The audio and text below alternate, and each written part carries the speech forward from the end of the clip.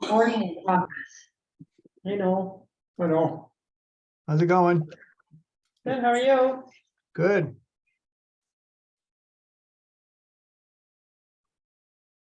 You guys ready to get started? Sure. Okay, well, it's 5 o'clock. Let's see, I'm not sure, Kim or Derlin, is there a bunch of people in the audience? I mean, do we want to go around the room and just say who's on the LUZO committee, maybe? And on Zoom. All right. Well, I'm going to go around my Zoom, and then maybe whoever's on the committee that's there can jump in after that. But I think it's Jerry Miller is here, Stephanie Reese, and Dave Ashmore. And I think that's it on Zoom. Who's there? Who's there at the table? I'm here, Joel, town manager, Kim Keen, Code Enforcement Officer. Katrina Carter. Chuck Buckle. Awesome. All right. Well, for those of you who don't know, I'm Noah Musson again, and I am a planning consultant working for the town of Mount Desert on land use ordinance updates, among other things. And tonight, this is a meeting for the Land Use Ordinance Committee. We have a few things on the agenda, including a quick update on village planning meetings that we've been having. We're going to be doing some more discussions on potential or a rough draft of the short-term rental license ordinance. And then there's a few other things on the list for ordinance amendments for the 2023 town meeting, some of which are just related to Section 3 and some footnotes and a few other conversations that we're going to have. We probably won't be dealing with subdivision ordinance revisions tonight, and probably not the zoning board of appeals stuff tonight. But Kim Keen and I have had meetings with the town attorney just to kind of go over the a pretty long list of things that we may be talking about this year or next, and we'll be plugging away on those things over the next several meetings. Any questions about the agenda? All right. What was that?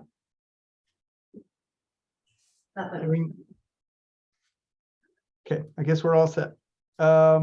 So just a quick update. We had our last of the scheduled village planning meetings a couple of weeks ago, or a week or two ago, in Soamesville. It was a really good turnout.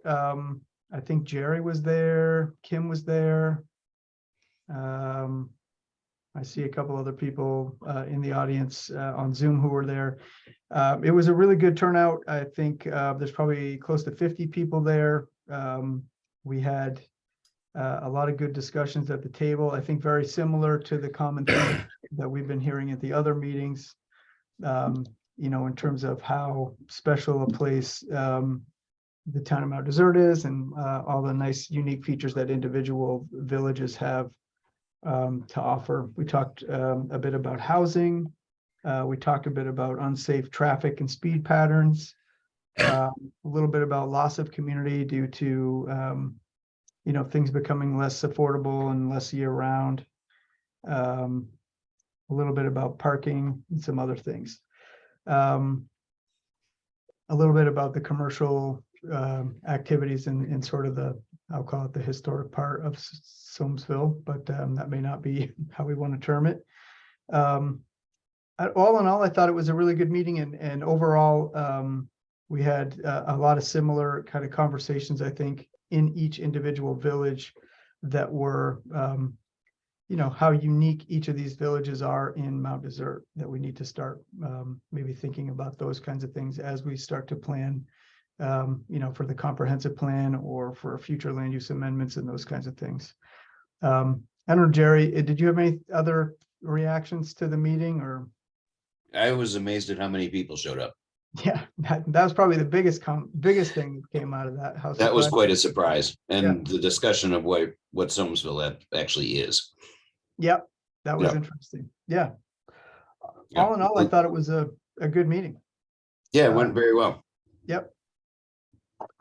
Kim, I don't know if The, you, the yeah, go church ahead. would appreciate a response from you. I don't know if did I get an email from them? No, but you should write him a thank you note. Oh, right. Yes, Just to definitely him. will do that. Yep. Okay. Kim, I don't know if you had any other thoughts too, but you were at all three. I think that good meetings. Yeah, no, you pretty much covered it. Yep. Any questions or discussion about the village planning meetings? Okay, well, where we're headed next is we have, there were a bunch of people that couldn't go to one or some of the meetings, so we have sent out some surveys. We're going to start to get survey results back, and we've already written up drafts of summaries. So we'll have a summary document for the whole, all three meetings, and we're gonna we'll send that around to participants, and we'll also try to post it on the website. So that's where we're headed next. Great. All right. Now on to the next topic on the agenda, which I suspect is the main event for everybody who's here. I'm going to share the screen because it's probably easier for people to see what we're talking about. You guys see that? Yes. Awesome. Just making my screen a little bigger. All right. So you can see it when I move it up and down and everything. I don't know, I haven't seen that. Okay. Noel, is this different than the last one we received? Yep. Okay, So this one should have some highlights in yellow and some underlines and some strike throughs. yep, So what I did for this meeting was we talked about a bunch of different things at the last meeting, including a little bit of how much the timeline for a license. We talked a little bit about what I'll call the good neighbor issues. We talked about how long some short-term renters should be able to stay. We talked about some of the enforcement issues. So I've made some adjustments based on that conversation, and I just wanted to kind of walk through it and have some discussions about it. Does that work? Great. So the first, Is there any go way ahead. to provide us copies of this? Is What was that? there any way to give us copies so that we can print them and have everybody have a copy? I can email them to you right now, Kim. That'd be great. I thought it would be easier to go over it on the screen.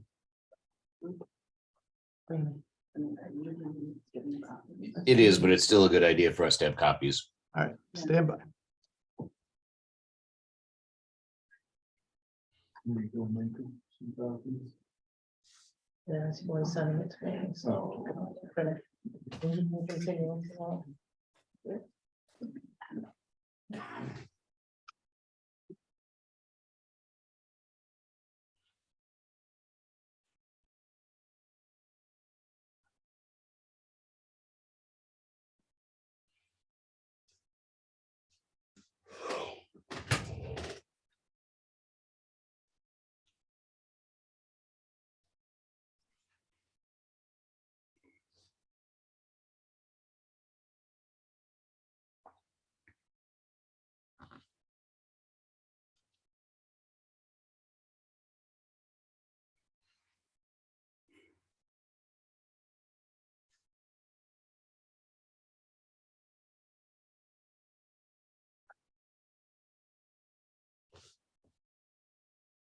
You can probably go ahead and continue with the screen sharing to, Oh, I will. Hold on. I needed Okay. to turn it off just to be able to email it. Hold on.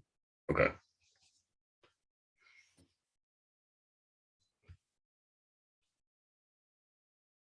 All right. Done. It's on its way. thank you.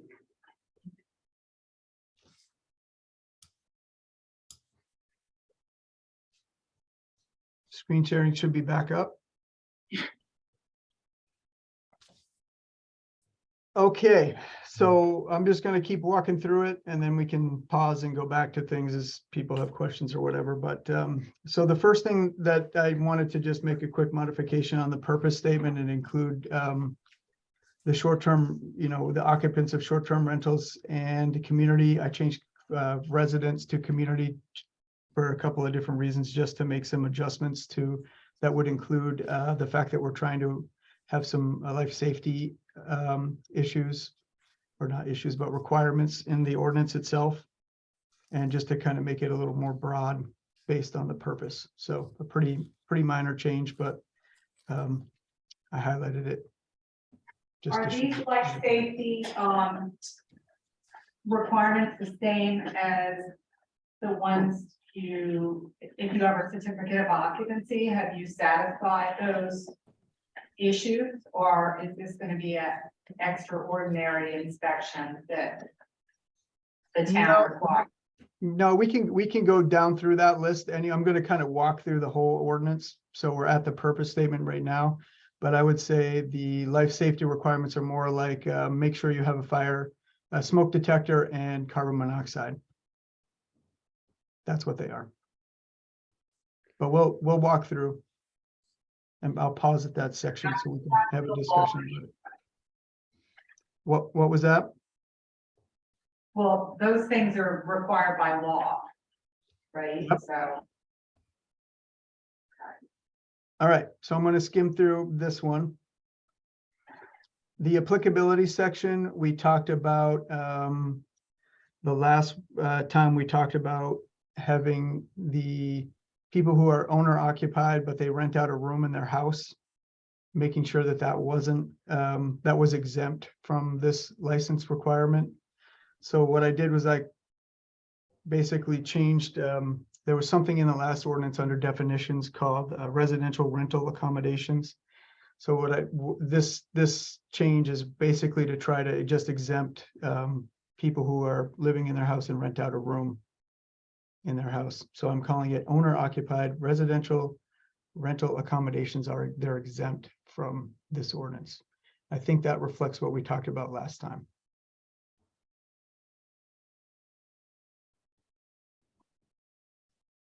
Scrolling down under definitions, I think the last version that we had, I basically want to make sure that the definition of a dwelling unit is consistent through different ordinances. And basically this is a simple way of just referring back to the land use ordinance. So you don't have to worry about going to like 3 different ordinances if you'd make a change in one ordinance. So this refers back to the land use zoning ordinance for the definition of a dwelling unit. Scrolling down, again, under the definitions, we just added a definition of owner occupied residential rental accommodation. That's again, to make sure that people can continue to rent out a room. Under the general requirements, basically trying to, oh, here's a question that I wanted to discuss, just to scroll back up a little bit. One thing that wasn't clear to me from our discussion last time was, I think we went back and forth on the whole idea of, do you want to have, does the town want to have short-term rentals be 7 to 30, less than 30 days, or just, not deal with the whole, short-term of the short-term rental ones. So we talked about the example of what happens if you come up for a long weekend and that kind of stuff. And I don't think we really ever resolved that discussion. So I just sort of wanted to pause here and note that I didn't really make any changes to that because I'm not exactly sure what the guidance is from the town or the group or the committee. So at this point, I think it's pretty open, pretty broad in terms of it had just less than 30 days. Hey, Noel, Yes. I want to go back to the owner occupied rental for a second. So right now, as currently conceived, owner occupied short-term rentals would not be required to have a license at all, right? That's correct. If you are, I think that's the discussion we had at the last meeting. No, I have a question. Yep. It's hot here, and the question is, if it's a separate residence on an owner occupied property, how does that work? How does that fit in? I think that would be a short-term rental and not an owner occupied. That is not owner occupied, so it must be in the same building. Yep. Okay, thank you. In let me just preface all of this by saying in principle, and not in principle, but in as envisioned at this time, that's not to say, so everything that we're talking about tonight is just a draft. So we've been asked as the land use committee to draft a short-term rental, to start to think about and deal with the issues of short-term rental in the town of Mount Desert. And so we're coming up with a draft to try to keep the simplest approach at this point is a licensing ordinance. And what we're trying to do with this process is really just get an understanding of, what, where, and what, and how many short-term rentals there are in the town of Mount Desert. Yes, Jerry. So an owner occupied dwelling, renting a room, does that include somebody who has a attached garage with an apartment up above it? I think if it's part of the dwelling unit, that might count. But I'd have to think about that. Because some of them are pretty separated from the actual dwelling unit, but the owner lives in the house and then they have an apartment over the garage that may be attached to the house, but they rent that out. Mhm. Yeah, well, let me ask a question. On principle, do people agree on the committee or in general that we should try to figure out a way to exempt rentals of rooms in an owner occupied dwelling unit? Yeah, as if you call it a room in, Yes. and not a functional livable apartment. Yeah, well, it says rooms in an owner occupied dwelling unit. So are there rooms defined somewhere that tell you that it can't be a room with a, Well, there are dwelling units are defined. If okay, it's like because a- maybe we should define what a room is, so it's not a room with a kitchen and a bathroom and basically a little apartment attached to your house. Yep. So, just a point of fact, first of all, I really favor giving owner occupied rentals a lot of leeway here, so. But, in Bar Harbor, they do require owner occupied rentals to be licensed, to be registered. And I want to think about whether there's some benefit to having just that data for the town to know, like Bar Harbor, they have 143 owner occupied short-term rentals, rooms in the house. Is there any benefit for the town or neighbors to know that, to have that data and not to make the process too onerous, and making the fee very, very liberal, just to collect that data, just to know how many, of that particular housing stock we have in town. Just to have that information. Yeah, it may be, Lincoln, what are some people on the committee feel about it? I would agree that knowing how many rooms are being rented out on a weekly basis is part of the process of finding out what's going on. This is also, I would suggest, this is Jerry Miller talking. I don't know who's talking when people talk. So if people could say their names, it would help. Lincoln Milstein. Yeah, I figured that out, but I'm just saying, I think there was some consideration and thought behind why Bar Harbor decided to do that way and not, and there's something to think about. But then I'm a data freak. I like a lot of data. I don't know, that sounds like census information that is sort of a different type of data to me.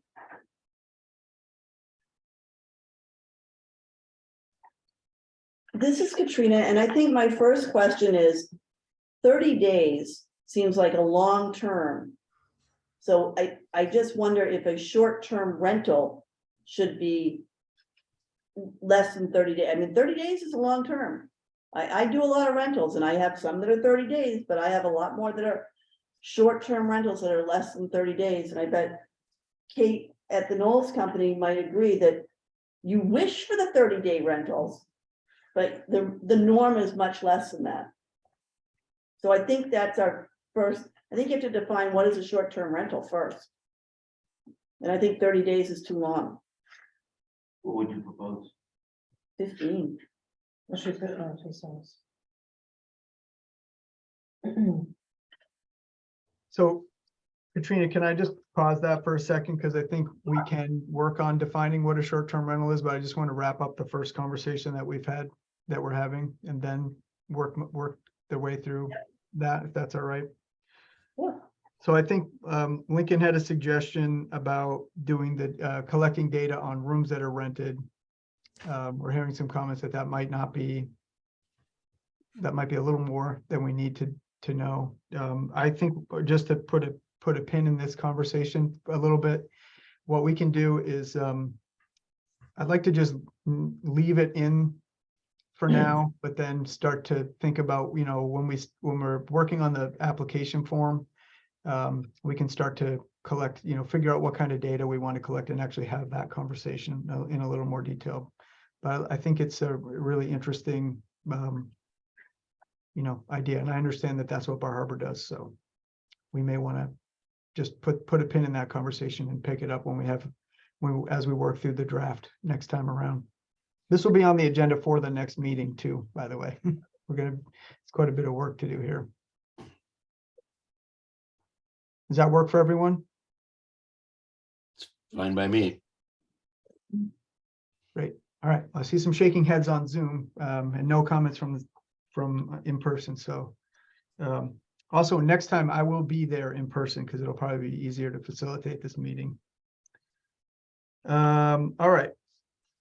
So getting back to Katrina's question, the definition of short-term rental that we're using is pretty standard definition. I can start to look for just to see what other places are doing for short-term rentals, but I am kind of curious.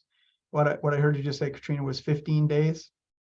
Or I mean, you know, 13 days, because 2 weeks is kind of a, you know, 2 weeks is a long time. So rather than 15, I'd like to say 13.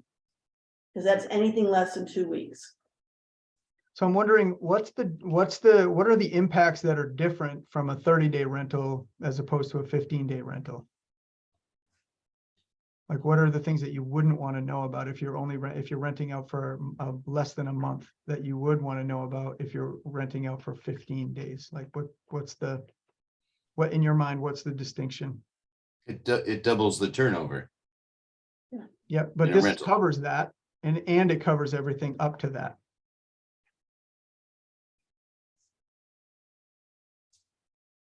I think that 30 days is a long time. It's just my own. I'm trying to understand, is it a long time to have is it a long time in the context of the impact of a short-term rental? Or is it a long time in the context of somebody renting a unit? It's a long time in the context of somebody renting the unit. And I think that you're going to get, I don't believe the difference in the number of people that are here for 2 weeks and have to register. Because we're asking people then if it's rented for 2 weeks or less, right, to register. I don't think that's going to be a bigger difference in 30 days or less. I think, you know, I just don't think of 30 days as short term. It's my head. I can't get to 30 days being short term. Katrina, Any other thoughts? I was thinking, when you say 30 days, that sounds like the traditional summer person that's been coming here forever. So they come for the month of July, or they come for the month of August. And so what you're talking about is maintaining the status quo and screening out or I don't want to regulating more of. I don't want, I don't want to screen out anybody and I don't Well- want to regulate. Or regulate, yeah. You know. Well, yeah. I think that, I just. In 30 days is a long time. Hey, Chaplain, can I make us semantics suggestions? First of all, that we talk about nights, not days. Because if somebody arrives on one day, they're gonna leave the next day, is that 2 days or 1 night? So, wherever you have nights, I mean, wherever you have days, that you should be considering that as nights. And same thing when you say for the purposes of this definition, a week shall be defined as Monday through Sunday, a week should be defined as 7 nights. Yes, very much so. As far as, you know, whether or not, and maybe I just need to back up, I saw the article in the newspaper. But can I just back up a little bit? What's the purpose, the overall purpose of this? Is it just that we're trying to collect data so that we can then measure the impact that rentals have in this community? So that we can say, gosh, we thought we had, you know, 1,000, I don't even know, how many houses are actually in the town of Mount Desert? What is it? What, like 2,000, 2,500? Darrell, do you know the answer to that question? Yeah, I would say you'd be around 25. Okay, around 2,500. And, you know, an X number are rented. That's assuming that people actually follow up and register their houses, which is a big ask for a lot of people. Communicating that, making sure that we follow up and, you know, enforce it. So let's assume that on a good day, 70% of them actually register their rentals. Then what? I mean, what's the point? Why are we doing this? I know you said it's to make sure that it's safe and we're gonna have this, you know, and make sure that they're following the rules, but beyond that, where are we going with this? Why are we going to the expense and effort and setting into motion probably what would be a pretty panicky feeling for a lot of people who rent their houses very successfully and happily and need to in order to hang on to them. And have been for years. Mhm. I'm sorry, Chuck, I didn't hear. Then they have been for years. And they have been for years.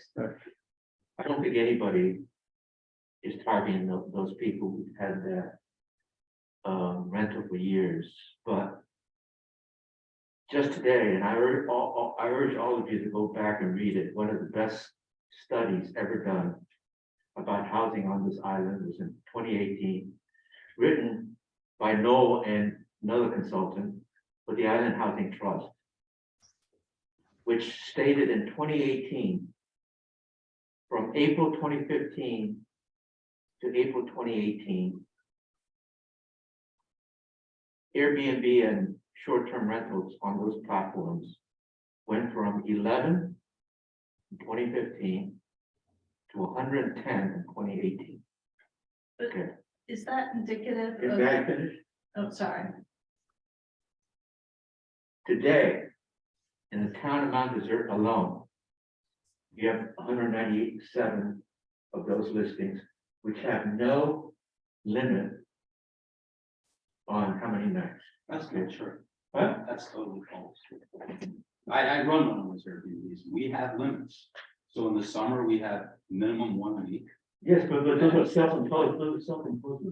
Who do you think should limit it? But how do you, I mean, If you how do want you to mandate one these night rules? here. How do you mandate these rules? How do you No. mandate? Just 20 out. And I will make a fact. that One one, night, two, can I finish? I will- Hey. And then I Just point out. Lincoln, Yes, do you mind if I interject a little bit just to try to keep the conversation moving?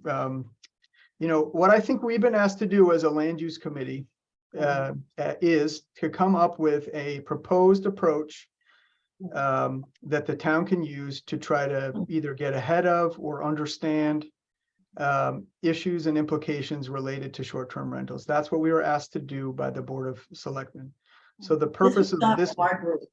well, this she just. purpose of, let me just finish for a second. I understand, and I think part of the rationale behind that is, as Lincoln was suggesting, there's a lot of data that's showing different needs and challenges that are going to come before the town related to housing.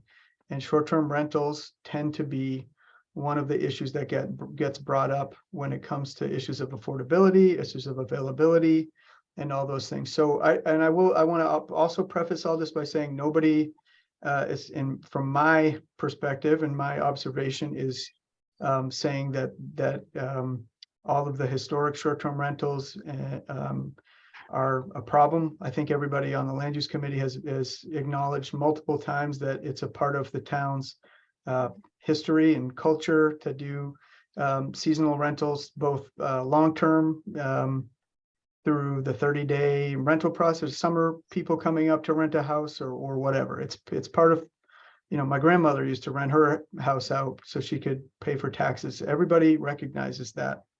So today's meeting, I think it's a really important discussion to have for the town of Mount Desert. What I would love to do is work through a draft of what a proposed approach would be. And this is, in my mind, the simplest approach that the town can take to try to help quantify the number of short-term rentals so that we can start to identify, are there areas where it may or may not be, or other things may or may not be necessary to help address issues and implications that come from short-term rentals. Last meeting, we also had somebody come in at the last meeting that was really actually concerned about the regulation of short-term rentals because they were directly impacted by somebody who was renting right next door to them. So there's the flip side of this is, there are some rules in place that can help, we could start to look at that could help, regulate good neighbor policies between short-term rentals and people who live right next door. That's part of the discussion that we need to have. My suggestion is that we need to have, it's in my mind, really emotional. It can be a really emotional topic. And where we're heading right now is to try to keep it as high of an emotion. I mean, as low of an emotion as we can, as opposed to a high emotion. But I do appreciate, some of the things that Lincoln is saying about the concern and, the trends across the state and across the island about how, short-term rentals can start to affect affordability and community character. Well, you just spoke twice as long as I did. And this room is represented by a lot of people with interest in rentals. And please allow me to finish, okay?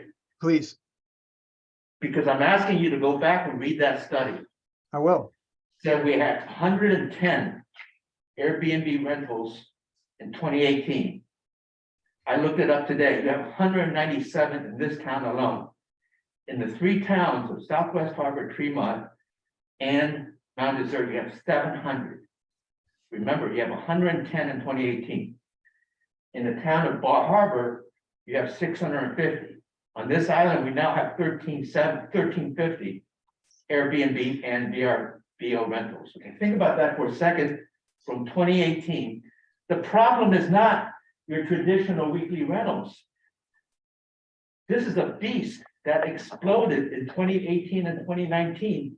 That's why that town council in Bar Harbor had to react to that. And it killed the town. Now, let me tell you something. I feel like I'm a resident here. I feel like a prisoner in my house. I don't come into Northeast Harbor in the winter, in the summer, because I can't find parking. I don't go to the park. So you have cut off the quality of life for a lot of residents here, including, by the way, the people you rent for an entire month. You're going to hear from them. This is the crisis triggered by a phenomenon that was not there 5 to 10 years ago. It came upon very quickly.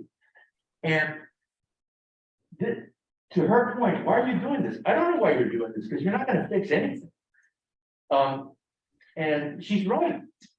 You're spending a lot of time and effort to do something that's not going to accomplish anything. You have a huge housing. I can't get an electrician to come to my house. I can't go to a restaurant. I can't go to the park in the summer. I can't come into Northeast Harbor this summer. Do you think that's gonna turn around anytime soon? I mean, all of us have to think about this. Airbnb, and I know a lot about digital media. I know that the velocity of these things, the velocity can go from 11 to 1350 in 7 to 8 years. Okay, and understanding the implications of that for this community is profound. I don't mean to be rude, but I think you've hijacked our meeting and I think we need to get back on track. Okay, see you later. Jerry had his hand up first and then Stephanie. Yeah, Katrina got it. Okay, I was just going to point out that this committee did not sort of start this on our own. We were asked by the select men, women to look into this. We by no means started this on our own. So, and I think a lot of us do feel, I understand kind of where Lincoln's going a little bit, but we also, I don't think we're in the business of telling people exactly what they should do with their property. I think we're trying to find a middle ground. Yes, we know what is happening over in Bar Harbor. We're well aware. But as Northeast Harbor has pointed out many times, we are not Bar Harbor. We do have sort of this legacy of summer folks that have rented homes for months at a time. And we realize all that. I don't think, as far as I'm concerned anyway, we are trying to impede on any of that. And it is a changing world. Mount Desert Island was founded sort of on tourism. And I think we're just trying to find a balance, not trying to get rid of one or the other. I just kind of wanted to make that clear to the audience that hadn't been in past meetings. All. Jerry, and then I don't know if anybody's in the room has their hand raised, but What we're working on here is something to deal with short-term rentals. It's not going to solve the housing crisis, and everybody knows that. But it at least can give us an idea and put some regulation on what's going on here. It's not obviously not going to suddenly provide housing for everybody. That's not the point of what we're doing here. This is a specific LUZO thing that we're working on to figure out what's going on with the rental part. Solving the housing is a whole different issue that's not involved in this.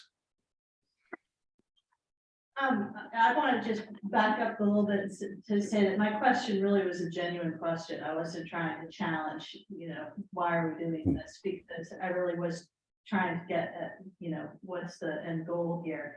And for those who don't know, I work for the Knowles Company in the rentals department. This is my bread and butter. This is, this is paying my mortgage just by virtue of being in the business. And I did also want to speak to Lincoln's comment. I'm sorry he's not here about the, astronomical rise.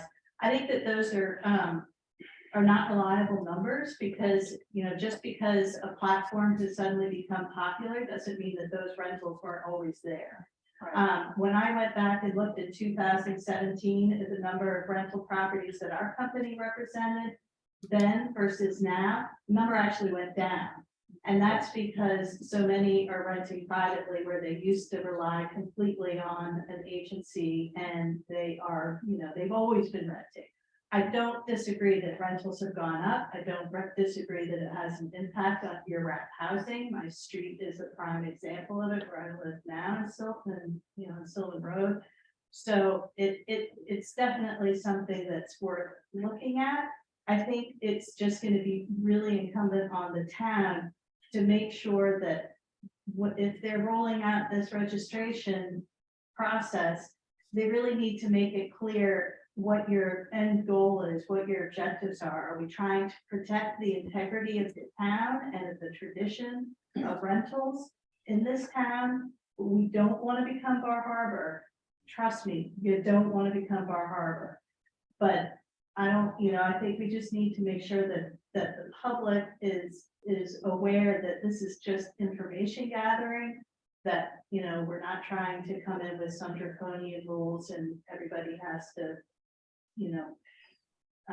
that we're going to shut it down in some way. If there's going to be any kind of enforcement of short term or of what have you, then, I think it just would make sense to make it clear what direction you wanted, you're looking at. That's all. Well, I think to try to answer the question, just circle back around on a few things that Stephanie mentioned and Jerry mentioned and some others have mentioned, but we were, I think the Board of Selectmen, I can't speak for them, but I understand the message was, there's a lot of trends for growing short-term rentals on MDI. We want to try to understand the issue more without being overly reactive to the issue. And as you mentioned, the platforms that you can get data from aren't necessarily 100% accurate. And the only way for us to really kind of get a handle on the numbers and locations is to try to do a licensing process where people have to register as a short-term rental. And then we can start to understand, okay, where's the concentrations? Are there any issues related to neighborhoods? There's a whole list of other things that kind of that getting back to that balanced approach thing. So things aren't an issue until they become out of balance. And that's what we're trying to figure out. What's the balance? Are they out of balance? Where are they out of balance? So the approach that I think we're trying to take as the land use committee, or at least the approach that I've been asked to try to take, is a very light hand as much as we can, but we want to try to get the data started and gather the data that we're going to need as a community to try to understand this issue.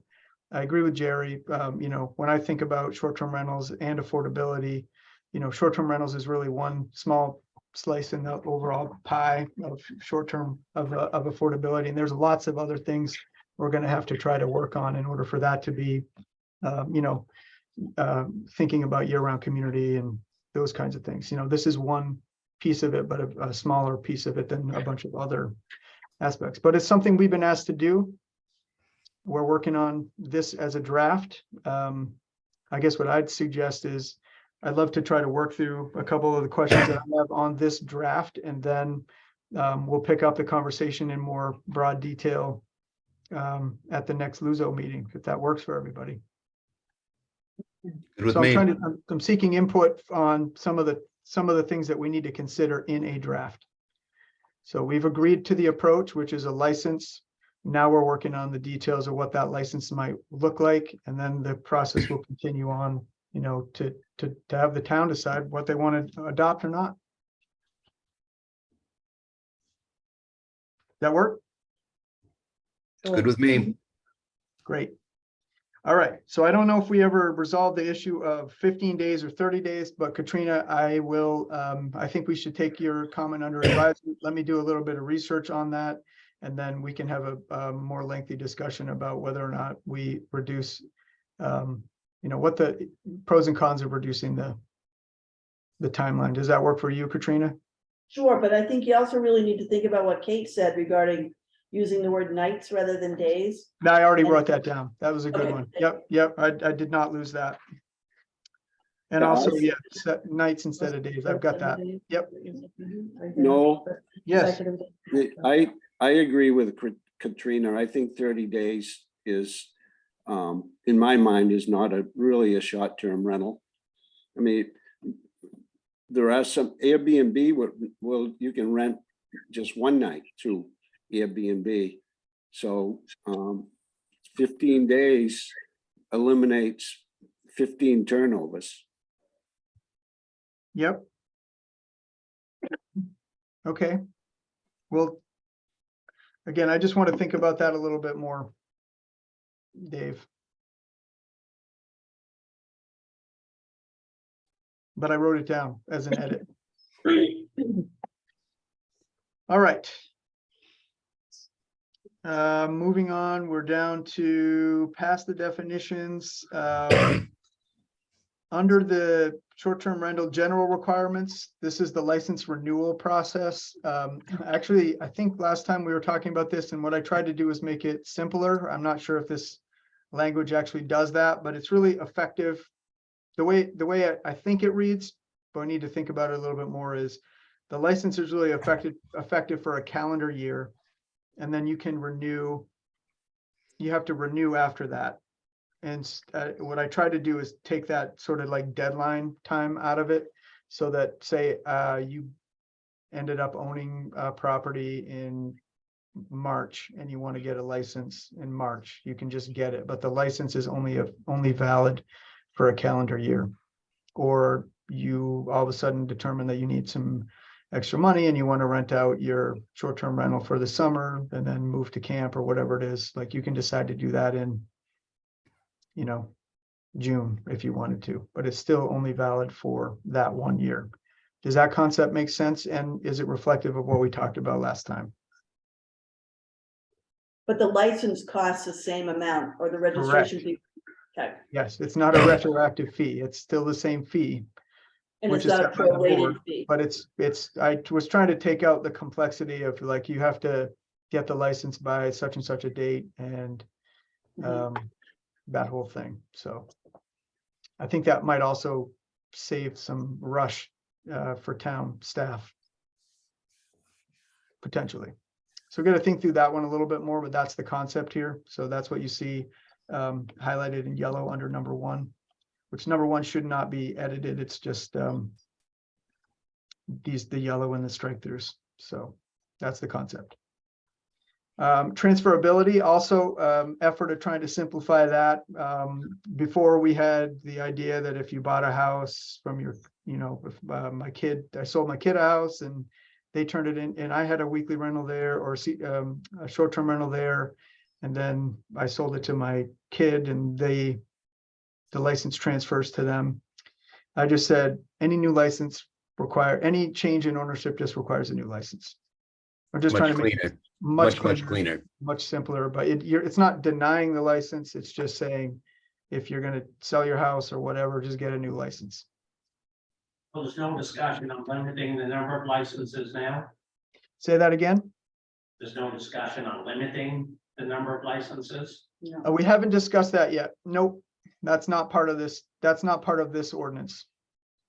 Yep. I see a hand raised. Recommendation that, any, license or any time that the house changes hands within the calendar year, that the existing license would expire at the year and the following year they need to re-register. I'm just thinking, if I get my license and then I turn my house into an LLC, you're really gonna make me pay my $25 fee twice in the same year to do that? Because I need to promote it, but I'm still working on the LLC. It makes more sense to have that kick in, you know, the following calendar year. Does that make sense? What you're describing makes sense to me. I'm writing it down and we'll see. I need to just see how the language works out, but yep. I think that was the point of all the transferability and everything before. Right. I mean, I understand how you're trying to keep away from all the different permutations, but I've said this multiple times. Sometimes the act of being simple actually makes things more complicated. But we can definitely talk about that. One other question, would there be room for, an agent to apply for a license on behalf of an owner they represent? You might get more compliance. Oh, yeah, have your property manager, Either your property manager or your rental agent, right? go to the town with a list of people ready to pay the fee. So what would the difference be in the process if that were to be the case? So if I were an agent, if I'm an agent for somebody, I still have to have a signature from the owner that says I can do this on By their virtue of behalf. the fact that you're representing them and promoting their house. Right. You know, either you're managing the rental through their website or through a local platform. I think it makes sense that you are able to, you know, register the house on their behalf. I guess just to rephrase my question, is there something in the registration process that gives you pause that wouldn't be able to be the case? Yes. What is it? And where is it? I'm just trying to figure it out. I have a think that's hard good time point, with but- home, I have a hard time with homeowners that want to put up street numbers because they're unsightly. They want to put up, they won't put up smoke detectors because they're unsightly. So to fill out a form is gonna be ungodly. So if I can fill out the form and get them to either DocuSign it or have some ability to do it, I think Kate would agree. Because I don't want to rent a house that's not been registered, but yet I want to rent the house because I've already got the lease pending, you know? So what, I guess what am I asking is, what in this draft doesn't allow you to do that, especially if you have DocuSign, you know, it's like if I'm applying for a Okay, permit. as on long as we behalf can. I'm just what I'm asking, if there was something in there that identified, that gave you pause that said you can't do that, then that's what I want to know. But if, for the, as an example, if I'm applying for a permit on your behalf, the only thing I need to do is get your authorization to do that. Right. It's a really simple 3-sentence authorization. So is there anything in here that says, is there anything in this? And we don't need to resolve this tonight because I think that's a good point. I just want to know if as you're reading it, if there's something that gives you pause that says, nope, that wouldn't allow me to do it, then we should think about it. But if it's like most ordinances, you just need authorization to be a representative. Mhm. Okay. Yeah, but most ordinances express that in their ordinance, Does the land use ordinance do that? yes. So you just put in the words designated agent. Yeah. Yeah. I'll look it over. It's a good comment. For sure. Okay. Can I raise a question on section C? Have we gotten Yep. that far? Do we want to? Just scheming down to section C right now. So, yes, The registration record, I would respectfully suggest that you strike that. I think there are a lot of homeowners who do not want to have their personal contact information displayed for tenants to be able to access. Or is it C? Wait, where is it? Oh, it's where you D. post the thing. Yeah, right? D, sorry. D, yeah.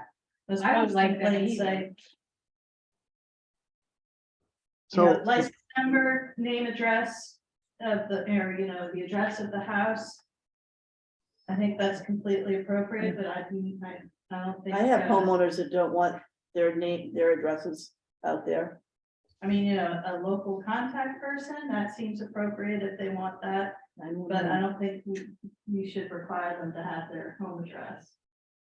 And their home email. I would assume that in the rental license, all that information would be on the license, so that if you just put the license number and the local contact person, the rest of the information is available through the town. So what this says is or the owner's local contact person. Mhm. So it doesn't say it has to be the local contact person, but I understand your point. So we'll definitely take a look at that. I had a question here. Sure. On number C, registration record, you want a detailed record of people that rent the house when they come in, when they come out? Is that what you're saying here? On C, under 3. Yeah, and that's the one I was gonna get to. So I'm trying to make that one simple, but the whole, I thought we passed up that. Okay, I'm Yes, sorry. so, well, I think what we're trying to do here is start to collect the information about the rentals through an application form. But it would be good to know how many people you can accommodate, what information you have, how many numbers of rentals did you have in the past year?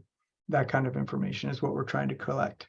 Well, because this is not clear, it almost sounds like every person that comes in, whether it's a, 30-day rental, or 2-week rental, or, 3-day rental, that you want to collect, their name, am I correct on that or not? The number. Just the number? Number of tenants, length of their stays, and there's probably gonna be some other information on the application form. Is Not number their of tenant, name and address. Number of On people each that party? rental, there's an application form, or it's just on the regular registration of the actual short-term rental for the yearly. Yep. License, is that what you're referring to? Yeah, we'll want that Okay, for so the you're for the referring past to year. what's the amount of, what's the total amount of occupancy of this particular property that you represent? But we need to, but I think the actual term registration record is a bit misleading, so I'll definitely look into that. But Yeah. I think the concept is we would like to know, I mean, the whole point of what one of the major points of what we're doing is to try to understand records of rental transactions. So number of tenants, length of their stays over the course of the year. No, Yes, does number of tenants mean number in the party or the number of different Bookings. leases that were written for that house? Because I'm That- not gonna count heads on pillows. Yeah, that's gonna be tough to Yeah. maintain. What you might think about is something more of like, well, this particular house has 3 bedrooms and should have like maybe total 8 guests, like you had mentioned somewhere on the sheet. That would make sense, but to have an owner record every time, it's gonna be a real mess. I mean, Airbnb and Vrbo now collect that information, and me personally, I rent a lot of stuff with Katrina. So she has that information, but I don't know. Okay. You know, I think where you're going down with how many people in particular property, that makes a lot of sense. I mean, you don't want to have, 20 people in a 2-bedroom house. That makes no sense for anybody, the owner or the town or anybody. But to have it where information on each particular stay, whether it's a 3-day stay, a 2-week stay, collected how many people came and what their names were and this and that, that's what I'm referring to. I don't think that's what we're saying, but I think that's your point's a good one, and I think I need to. Yeah, I clarify think it that a makes little sense for the town to find, hey, you got a 2-bedroom, I mean, it doesn't make sense to have 20 people in there. I Right. agree with that. That makes Yep. sense. Well, let's skip down to that one, but Jerry has a comment or a question. If I was renting short-term rental, I would think that I had these records anyways, because it's how you keep track of what you're doing. It's nothing in here that says that we're all going to read it every day. It would make sense. I mean, I can't believe that somebody would rent and not know how many people they were renting to. And No, but sometimes the problem with that is you may find, for example, somebody may have a 4-bedroom house. Mhm. So that particular house could accommodate, let's say, up to 10 people. Sometimes you may find that someone says that they're gonna come with 4 people, they might show up with 6. You don't know that. no, you don't know that, but the basic idea of how many people are there. But I think by limiting the particular property, say 3 bedrooms allow 8 guests, or 4 bedrooms allow 10 guests, that would be an easy thing for the town to take a handle on and also to enforce. And that would make the most sense safety wise as well. I mean, but you don't want to have a 2-bedroom house with 20 people in it. No, I think the whole point of this record is to figure out how many people are renting and how many are staying. And not to regulate that right now. Well, This these are is two more different. informative than regulation. Yeah, I think it's going to be tough to keep a handle on that part. And That's they're two fine. different sections. So one of them, this is a record that we want for data purposes. And then Yeah. the one that you're talking about is a little bit farther down below where we start to talk about, hey, Limitations. if you have 4 bedrooms, it's something like, you get 8 people plus 2 or something like that, but that's another question I had farther down the line. So I think your point's well taken, and we ought to clarify a little bit, but I think the concept is we want the data of how many people and how many, how long of a stay are people staying in a particular accommodation. That's the concept. Whether or not we've got it exactly right remains to be seen, but that's where we're headed. So I appreciate that.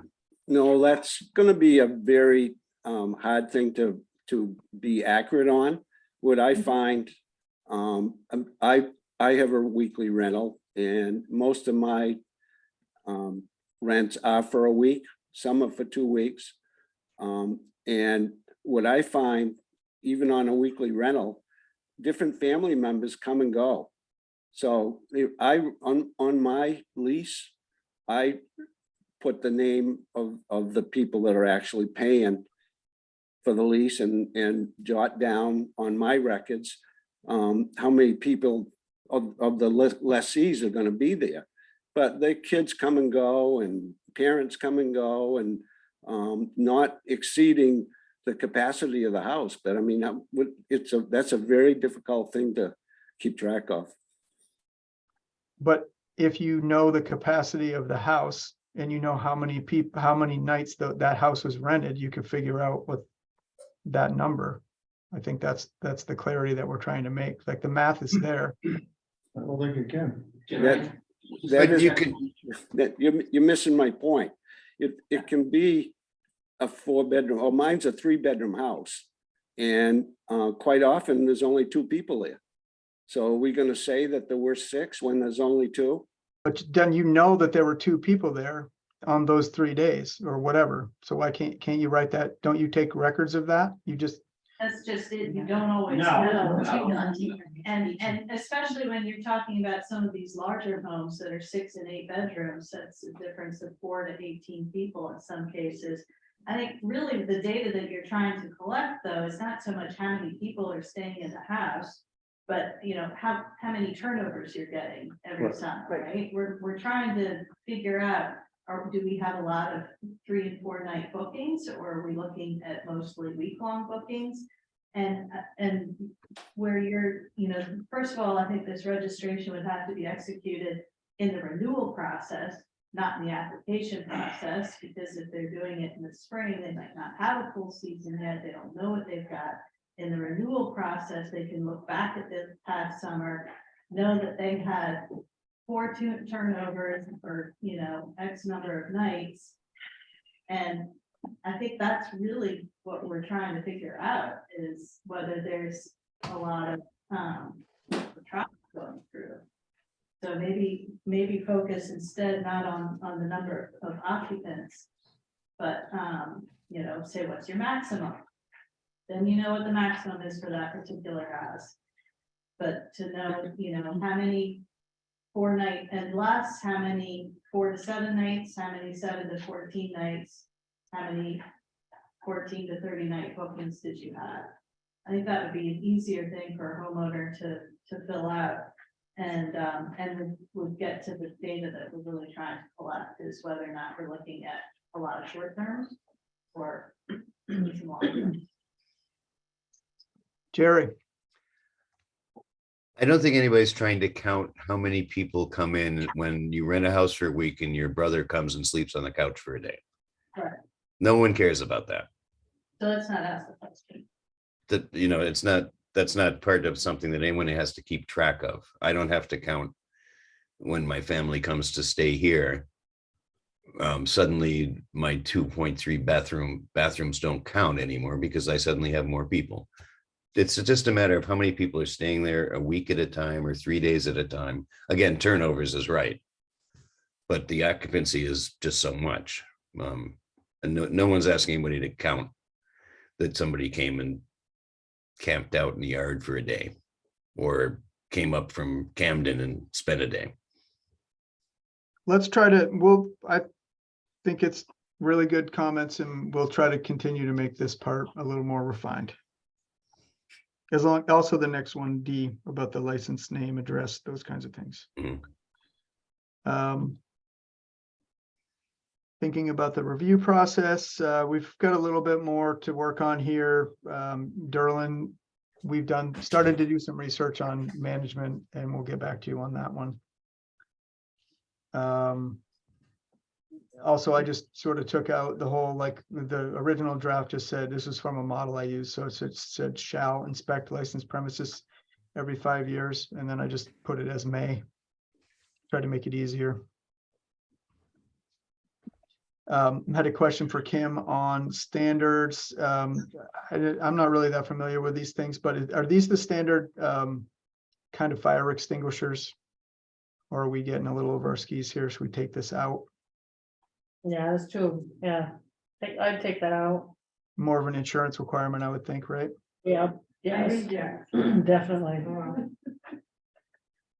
The other one, go ahead. I think you need to put in, you're gonna have a standard, make these houses have street numbers. That's an ordinance the town has anyways, yeah. It's not enforced. Add street numbers. All right. Be the fire chief's job. It's not. What was that, Chuck? This should be the fire chief's job. That was when it was first brought up. Actually, I think it's me. Everything's you, Kim. No, it's serious, so it's me, and I've written letters in the past.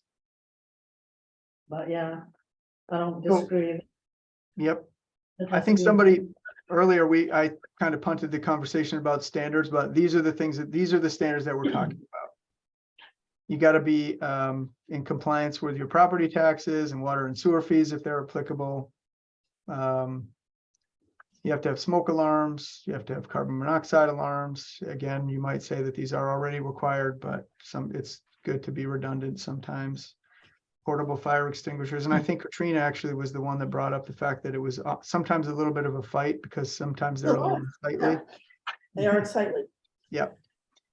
Portable fire extinguishers we're talking about. For sanitary waste, we had a pretty good discussion about this the last time, I think. And that was just to make sure we understand that there is a capacity for, so this is an environmental concern. You know, when you're on a septic systems are designed for a certain capacity. If you exceed that capacity, then there's environmental implications to that. So we, I think I just kept this in. I don't know if I changed it all that much, but does it make sense? My question for Kim was, this statement here where it says, for the purposes of evaluating adequacy of a subsurface disposal system, every 2 tenants shall be equivalent to 1 bedroom. And you don't need to answer that now, but I'm just saying, like, I think what the principle is, we want to have some, what I took from the last conversation is we want to have something in there about making sure you don't, as a rental, you don't exceed your capacity of your septic system. Right, well, septic designs are based on the number of bedrooms and the Yes. use. Right, but I think So that, it's not really occupant, it's not tenants. But obviously, you know, what, if you have a lot in there, that's obviously gonna, and how often you rent it, it might fail a system faster than if it were not rented, of course.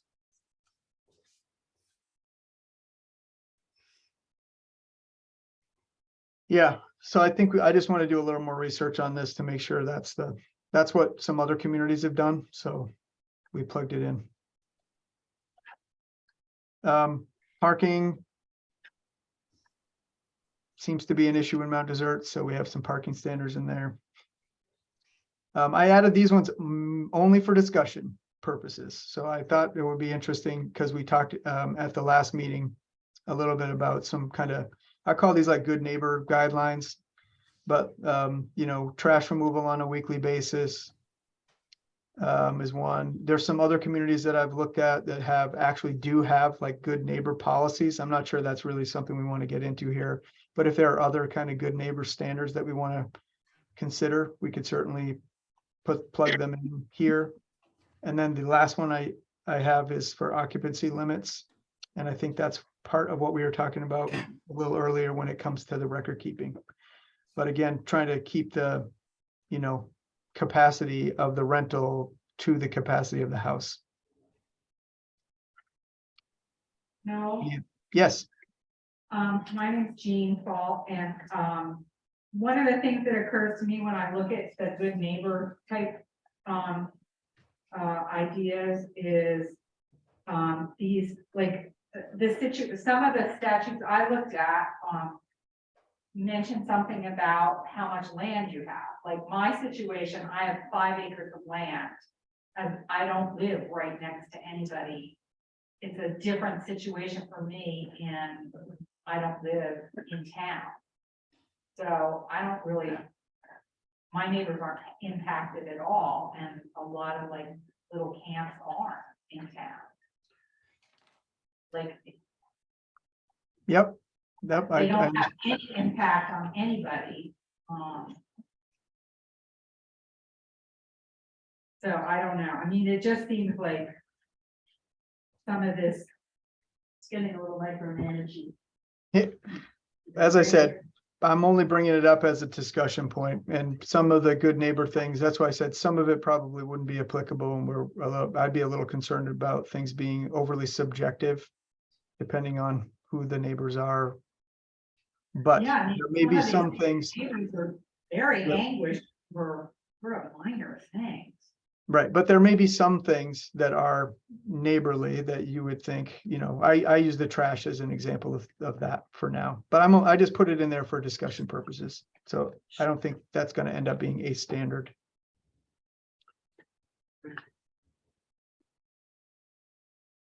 And then Katrina, you wanted to add street numbers. So I'll Please. try to think of some language there. What about the occupancy limits? Does that make sense to everybody? No, No, No? I think it's up to the house and it's up to vetting, I never ask a tenant, how many of you will there be? If you want to rent a 12-bedroom house, God bless you. And I'm hoping that you do, but it doesn't mean there's gonna be 24 people there. I don't think this says you have to rent to the maximum, Katrina. I think it says Right. if you have a 10-bedroom house, you can only rent to 24. 22 Right. people or whatever, oh my God. as an I don't- example. I guess what I'm saying is, as the rental agent that's gonna be negotiating this lease, I don't wanna be responsible for going in and asking them, how many people will be here tonight? I don't, I feel that as the rental agent, some of this burden is gonna be on me to make sure that everything goes well. And I personally don't want that responsibility of counting how many heads are on how many pillows. Because as Jerry said, on Tuesday, you've got this set of in-laws coming in and then they leave. And then, as Dave said, then you've got another set of people coming in and then they leave. I don't think. I just don't want that responsibility. I don't see this as requiring that you do that. I see Yeah. this as saying this is the limit of what you can do. It doesn't mean you have to go in and make sure nobody snuck their extra grandchild in in the garage or something. It just means this is the limit of how many, you can't rent to more than 22 people if you have a 10-bedroom house. And you don't have to go in and check to make sure there's not 23 in there. Mhm. And then the other end of it, Well, then why put that on there? Because how do you monitor that? How do you police that? How do you enforce that? well, if somebody applies for a enforce it. 10-bedroom house and is bringing 30 people, you say you can't do it. And then they're going to tell you we're bringing 22 and Then it's hunky dory. Or if it starts to become a problem that particular unit is getting over rented consistently and it can be documented, then there are reasons why they shouldn't be. It's more of it's a neighborhood capacity question. There's a lot of reasons to have that in the ordinance. It doesn't necessarily put the burden back on the real estate agent, Katrina. I think it's. And parking takes care of some of the overflow. If 20 people show up with 10 cars, they're not going to fit On that lot. It's good to have it set to people, because people from the city have no clue that you're on a septic system. And they don't understand that, like, there's a limit on your septic. Did you know that they think they can get bagels 24 hours a day too? Pardon? They think they can get bagels 24 hours a day too. Right, but I mean, I don't mind having it in the ordinance, like, my 3-bedroom house can only accommodate 8 people. I don't even want 8 people there, but like, it's good to just have it said, so it's just like top of people's mind, I think. That should be in your lease agreement, not. in- That's what I think about as myself. I feel like you're trying to solve something that really isn't a problem. I think this Right. is owners know what their house can handle. Well, that's And true. they Yeah. know that they don't want to have 20 people in their 10-bedroom house any more than they want 8 people in their 2-bedroom house. And you know, they're gonna function that. I don't think anybody's trying to manipulate the system to get tons of people in there so that they get more rental income out of it.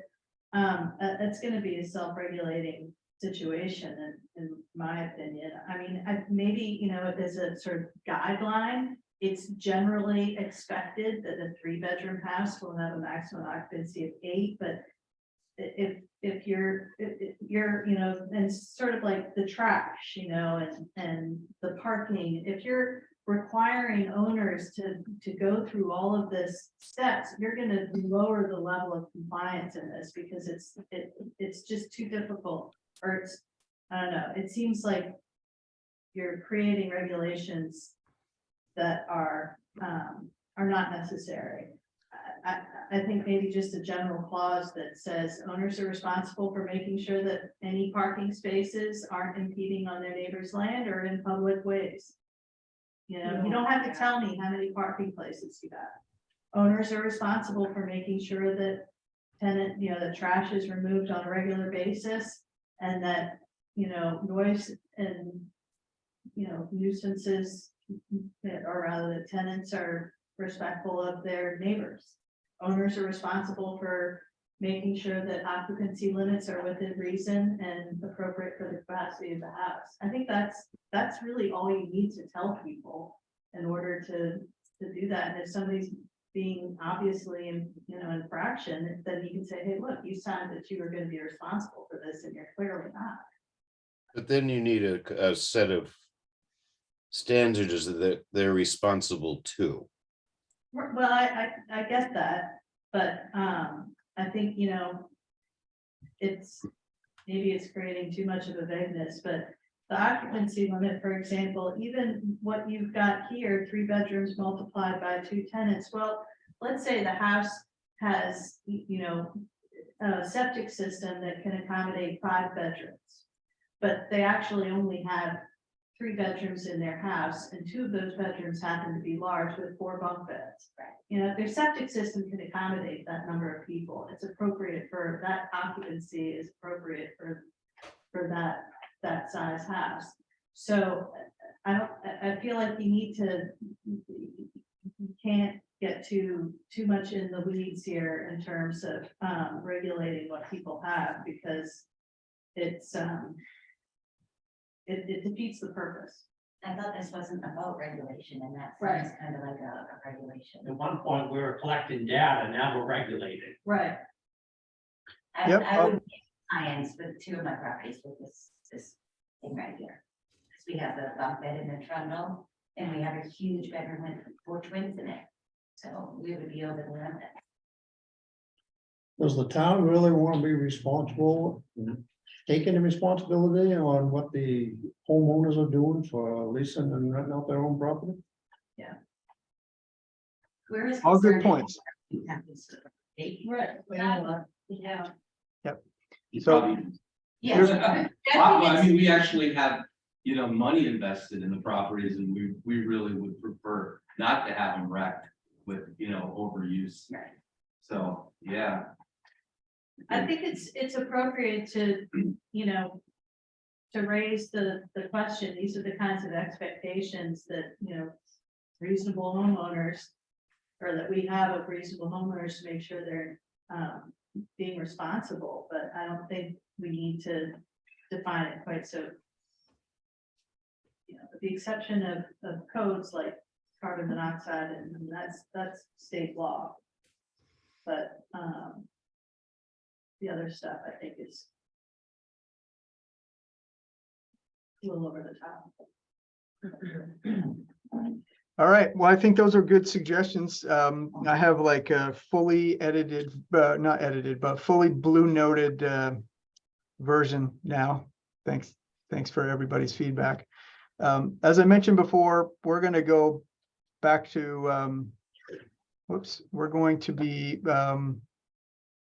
working on this continually until we get to a point where we're going to move it to the next level. So I'm going to continue to make some edits until the next meeting, and then we'll have another discussion about it. that being said, I'd like to move on 6:20. I'd like to move on to the next couple of agenda topics, if that's all right with everyone. And I know we're beyond our normal time here, but I just wanted to touch on a couple of things to get some feedback from the committee or anybody in the room, frankly. Does that work? Great. All right. So the next thing on the list, we're just wanted to jump into some land use ordinance edits, potential amendments to the land use ordinance. One of them deals with section 3.5 of the land use ordinance. And I don't know if anybody has the ordinance up, but I can pull it up on the screen. To make sure we're all looking at the same thing. But section 3.5 footnote P specifically deals with, a couple of years ago, we added the ability for lots within the village commercial district to be that are served by town sewer to have 1,000 square foot minimum lot area. And one of the things we might want to consider looking at is what areas of town are actually encompassed by a village commercial district. So there's Northeast Harbor, obviously, Seal Harbor, and then there's some place, there's over by the One Stop in Soamesville is a village commercial district as well. North Soamesville? North Soamesville, yep. Sorry, Jerry. East or north of the stoplight. And those areas are all served by water or sewer, and would therefore be in that the provisions of that ordinance would fall under that in those areas, would apply to those areas, I guess.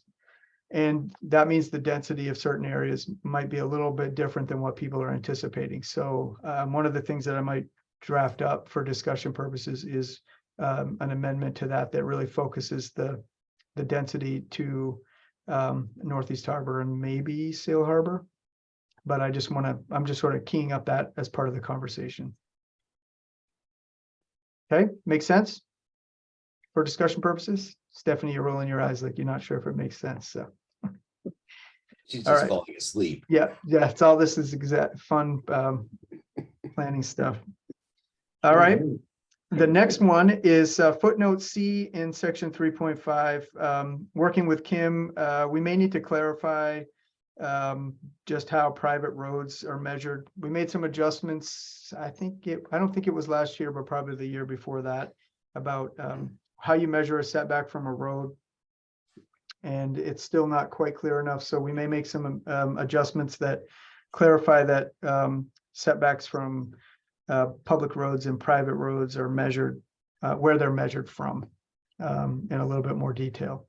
I think it's a little confusing still the way that it's written. So we're going to try to clarify that. Also, yeah. when two roads, when a lot is bisected by two roads. Yeah, too. that's right. When a lot is the front where you take access to your lot, and then therefore the back where you don't access, but you're abut a road, now becomes your rear lot line. Yeah. So what I was trying to avoid is not having to create like a rear and side lot setback category. Right now, the setback category is only property line. A lot of places will have like a sideline setback and a rear setback and a front setback. So we could, to really clarify things, we could do that. But what Kim's talking about is like a corner lot that has, you get to it from two roads. And then you have to make a decision, like if you access the road, whatever road you access your lot from becomes your front. And that's where your road setback is measured. So we might have to clarify that a little bit. The other thing I wanted to talk about is under section 3.4, or in the ordinance in general. So section 3.4, for anybody who doesn't read the ordinance all the time like I do, that's the allowed uses table.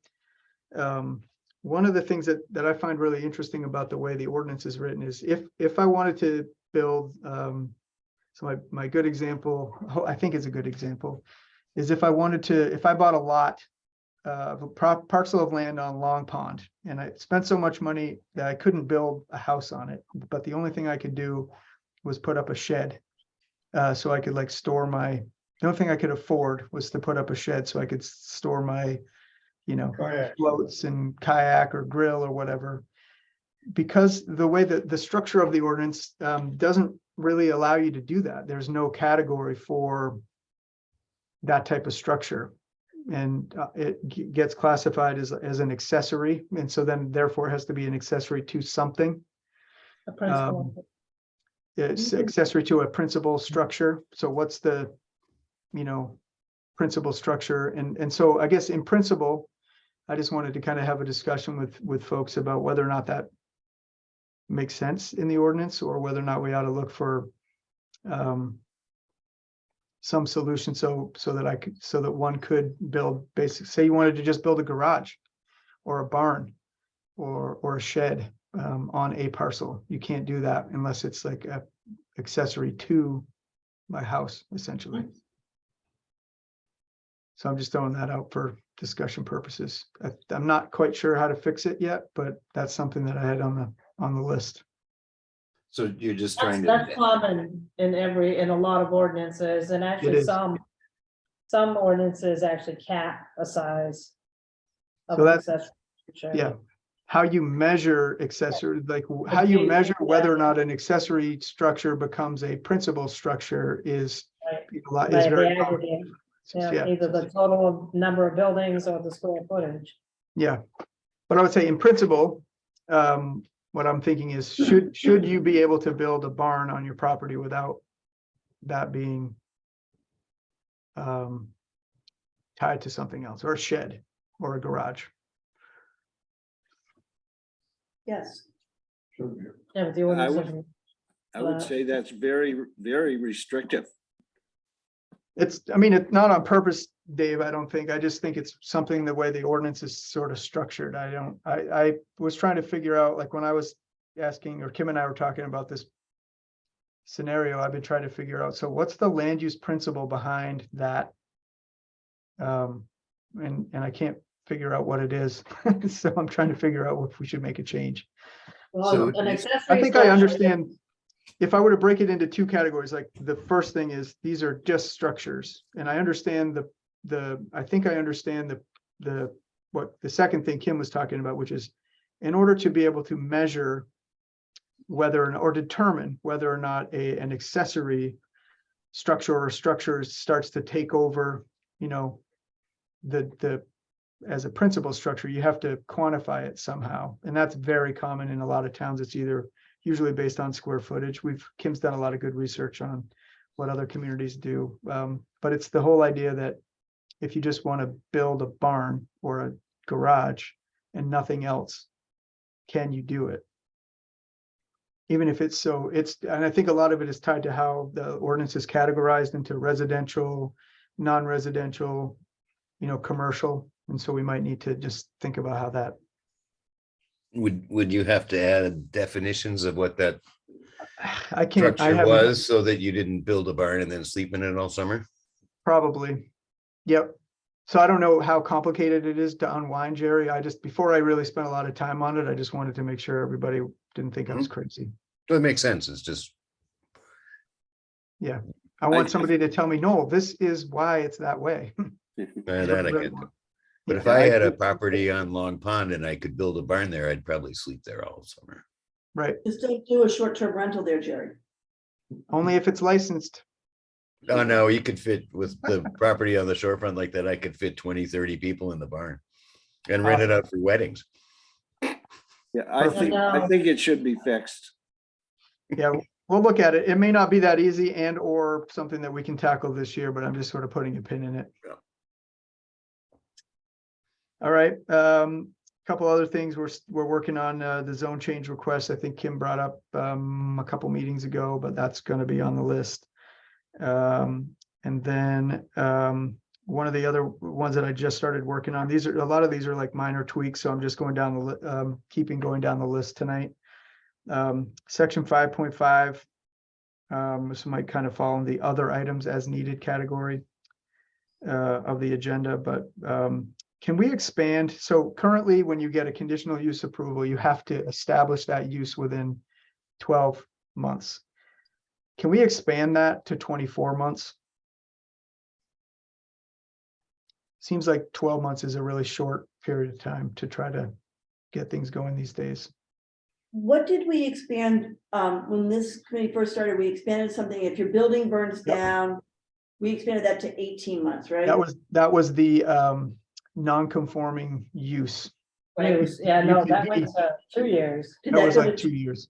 went to 2 Oh, then years. yeah, why not? Why not 2 years for 2 years? Yeah, I'm just thinking like when you think about the timing of how to, when you start to develop a project, like a 12-month time frame is pretty short. So if we did 2 years, that might be a little more flexible. I didn't know how people felt about that. Well, if there was any hesitation to extend it, you could do it just sort of a automatic renewal.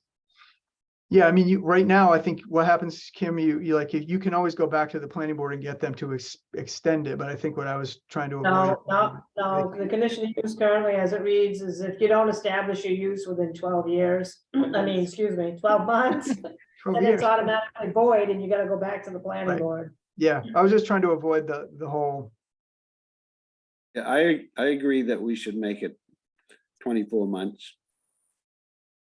Mhm. It's okay with me. great. Okay, that was all I had for tonight. Can I ask a question on the short-term rental now that it's, we've stopped talking about it on the last page? I love it, yeah. Well, now we're gonna start talking about it again, I just have apparently. a, Bring it back up, all right, so section 8, number 3, okay? failure to acquire or display the required short-term license number or include the license number in any advertising of the licensed premises is reason for suspension. Are these licenses going to be on the town website? Like, everybody's tax bill is on the town website? Permits aren't that are issued, so I don't think these should be Okay, public. I mean, if somebody wants to review them, they can come to the town office. Okay. Cause it'll be in the map and lot file, I suspect. I mean, we haven't really talked about this yet, but I suspect it will be like all other permits filed in the map and lot, which is free, Right. for people to come in and review it. all right, I just wondered because if the homeowner's advertising on Airbnb and they have to post this license and Kate's advertising it with the Knowles Company and I'm advertising, that means that license is gonna be out there 3 different ways. That's what you're asking for? What's the disadvantage of having the license out there? There's no, I don't think there's a disadvantage. I just wonder, why does the license have to be in the advertising? I have to advertise my auction license in every ad I do, Okay, I don't have to advertise my license in every ad I do. but I do. So the And I don't wait, think a I'm just trying to restaurant, Can I just understand your question a little bit, Katrina? Because then I can go back and look. and it's just see. one more, it's, But if you're don't- doing an advertisement and you say, I'm gonna rent, such and such cottage in an advertisement, and you just have like parentheses, license number, blah, blah, blah, blah, blah, and parentheses. okay, that's all you're asking for? Something like that. But then, what I thought, and just trying to figure out if it's an issue with the advertisement, or like what I think how this reads is you get a license and you put that license somewhere. It's displayed in the rental.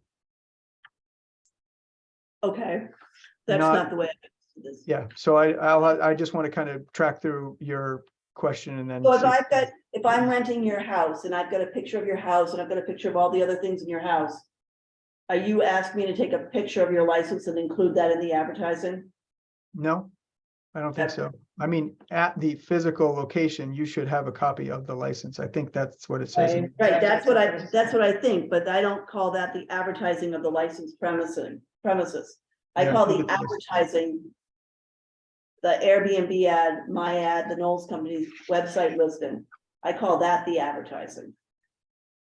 Yeah, I think it just says the license number, but I'll read it through again and see if it makes sense. Yep, but you're not saying if you had to do like parentheses. Yeah, 1, 2, 3, 4. Or you Yeah, have like in your listing, you have data and then the category that says like Yep. license number, whatever. That's easy, right? That's a question. I don't know. oh, sure.